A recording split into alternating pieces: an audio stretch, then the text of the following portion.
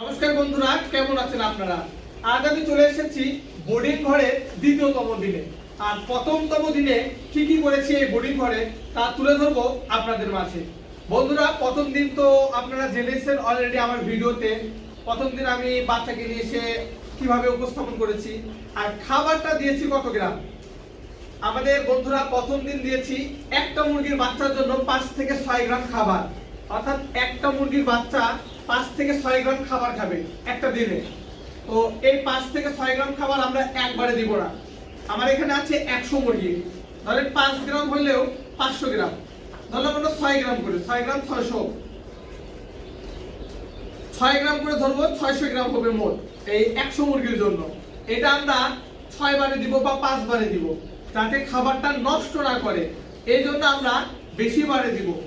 তো বন্ধুরা, বেশি বারে দিলে খাবারটা নষ্ট হবে না, খাবারটা পুরোটুকুই খাবে।